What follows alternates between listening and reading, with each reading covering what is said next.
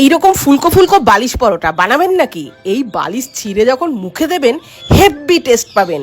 আর এর সাথে খাওয়ার জন্য অন্য কিছুর প্রয়োজনই হবে না। এটা শুধুই খেতে ফাটাফাটি লাগবে। 1 কাপ মুগ ডাল আগের দিন রাতে ভিজিয়ে রেখেছিলাম, তারপর ডালের জলটা ঝরিয়ে নিচ্ছি। কড়াইয়ে অল্প সর্ষের তেলের মধ্যে কয়েকটা কারি পাতা দিয়ে একটু নেড়ে চেড়ে জল ঝরানো ডালটা দিয়ে দিলাম। ডালটাকে নাড়াচাড়া করে ভেজে নিলাম। একদম ঝরঝরে হয়ে গেলে ঠান্ডা করে মিক্সিতে পাউডার তৈরি করে নিলাম। কড়াইয়ে অল্প সর্ষের তেলের মধ্যে একটু ঘি দিয়ে দিলাম গোটা জিরে আর হিং, আদা কাঁচা লঙ্কা বাটা দিয়ে লো ফ্লেমে নাড়াচাড়া করে নিলাম। তারপর দিয়ে দিলাম লঙ্কার গুঁড়ো, হলুদ গুঁড়ো, পরিমাণ মতো লবণ আর একটু চিনি। এখানে কিন্তু কাশ্মীরি লঙ্কার গুঁড়োই দিয়েছিলাম।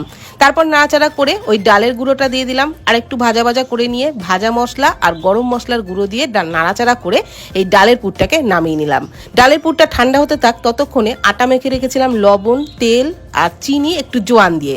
তার থেকে লেচি কেটে নিয়ে বড় বড় করেই লেচিগুলো কেটেছিলাম। এক একটা লেচির মধ্যে ওই ডালের পুরটা ভরে মুখটা খুব ভালো করে বন্ধ করে লেচিগুলো তৈরি করে নিলাম।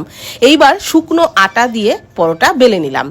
এখন তাওয়াতে প্রথমে তেল ছাড়া 2 পিঠ ভেজে নিলাম, তারপর অল্প অল্প তেল দিয়ে এই রকম ফুলকো ফুলকো বালিশ পরোটা ভেজে নিলাম।